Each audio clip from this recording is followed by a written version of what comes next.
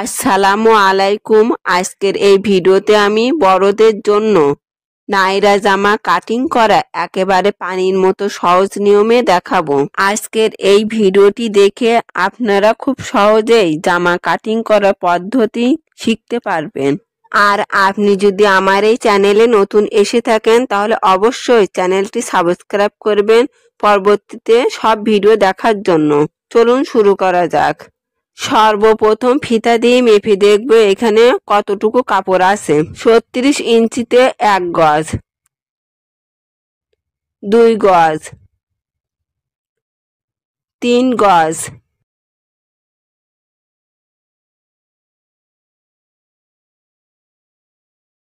4 গজ।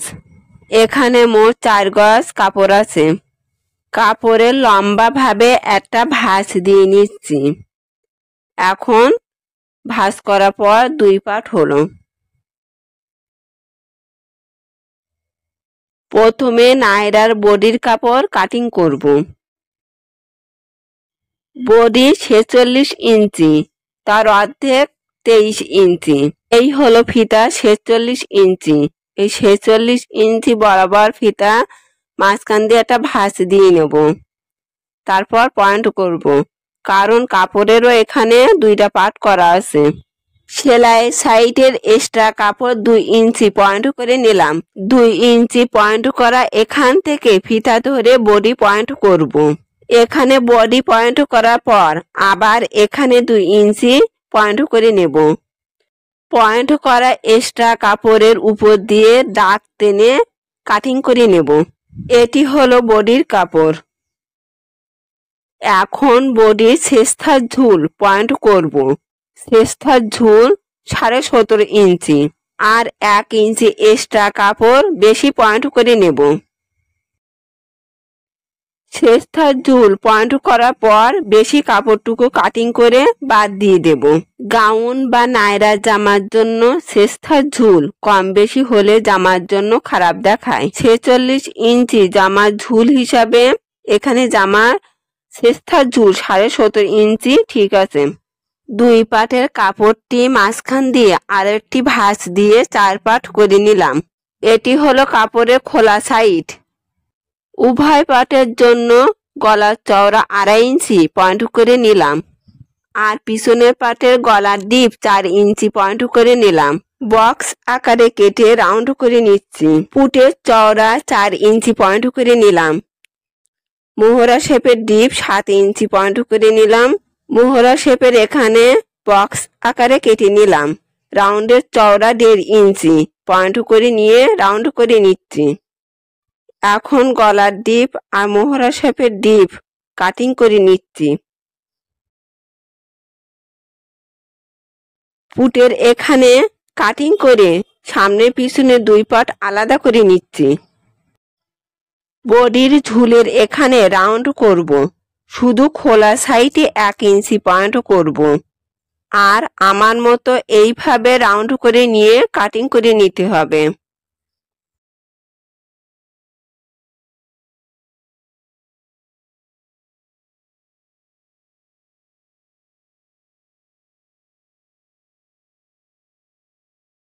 বডির কাপড় 2 পাট আলাদা করে নিলাম। যে কোনো একটা পাট আলাদা করে রাখবো পিছনে পাটের জন্য। আর এই পাটটির কাপড় ভালো করে সমান করে নিয়ে সামনের গলার ডিপ কাটিং করব। সামনের গলার ডিপ 5.5 ইঞ্চি পয়েন্ট করব। এখানে 6 ইঞ্চি পয়েন্ট করলে ডিপ বেশি হয়ে যাবে, তাই 5.5 ইঞ্চি পয়েন্ট করে নিলাম।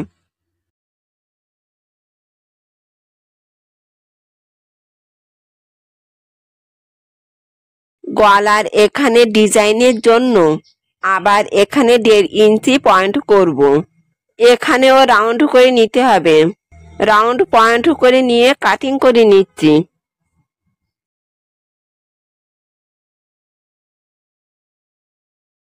এখন এই গলার ডিজাইনের কাপড় এবং গলার পটির কাপড় কাটিং করব।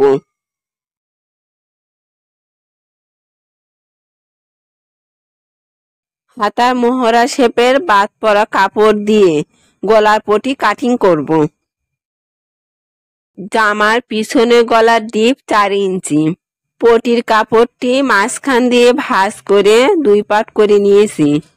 এখন জামার পিছনের পাটটি গলার পটির কাপড়ের উপর রেখে পয়েন্ট করে নিচ্ছি। পয়েন্ট করার পর এটা কাটিং করে নিচ্ছি। পটির চওড়া 1.5 ইঞ্চি।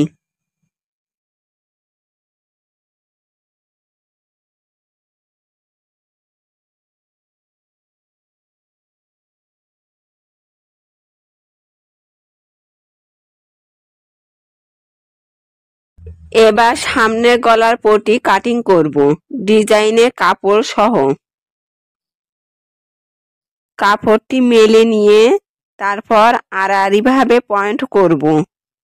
ফিতা বা স্কেল ধরে দাগ টেনে নিতে হবে। দাগ বরাবর কাটিং করব।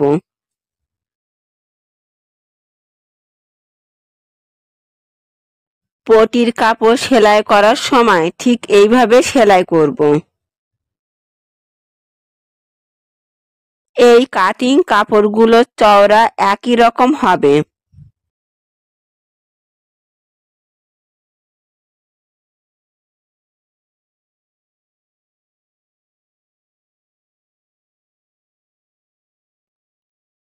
সেলাই করার সময় এইভাবে সেলাই করে ফিতা সিস্টেম হবে।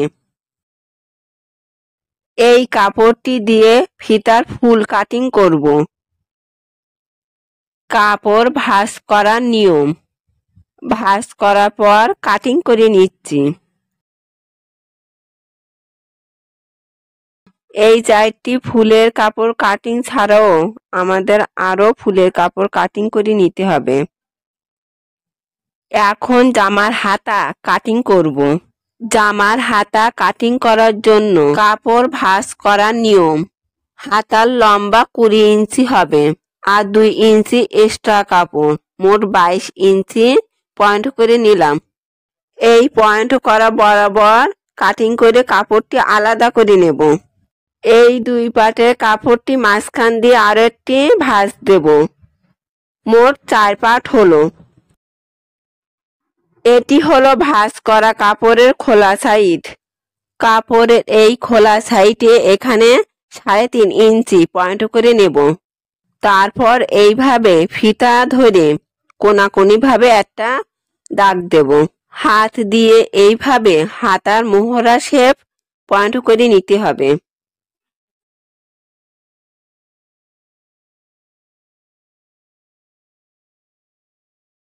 হাতার চওড়া 6 ইঞ্চি পয়েন্ট করে নিলাম আর 1.5 ইঞ্চি পয়েন্ট করে নিলাম। এটি সেলাই সাইডের এক্সট্রা কাপড়।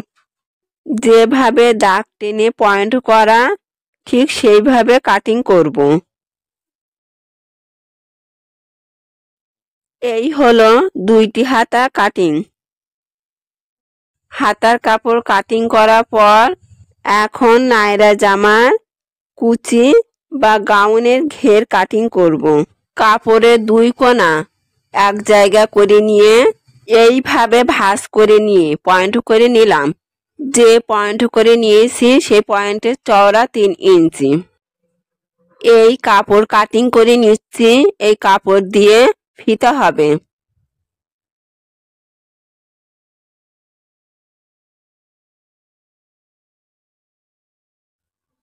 3 ইঞ্চি চওড়া কাপড় মাঝখান দিয়ে ভাঁজ করে নিয়ে কাটিং করে নেব।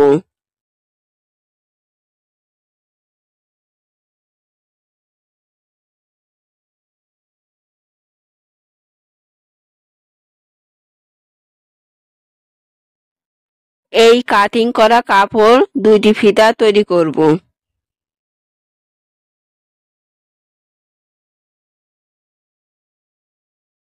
যে কাপড় আছে সবটুকু কাপড় নায়রা কুচির জন্য রাখবো।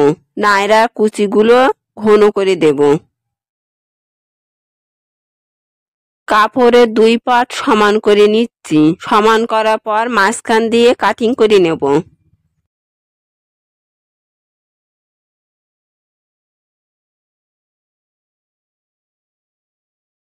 এখন জামার ঝুল পয়েন্ট করব।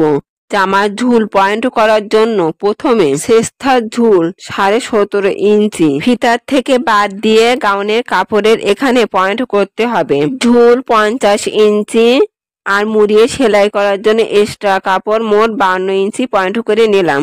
ঝুল পয়েন্ট করার পর বাকি কাপড়টুকু কাটিং করব।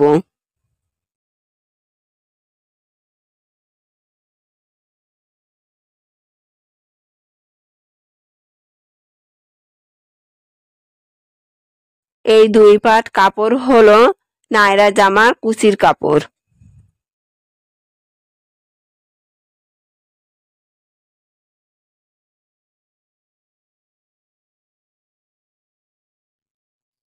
এই কাপড়গুলো দিয়ে নায়রার ফুল তৈরি করব।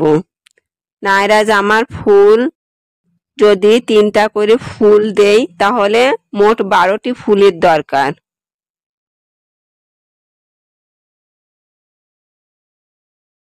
ফুলগুলো এইভাবে কাটিং করে নিতে হয়।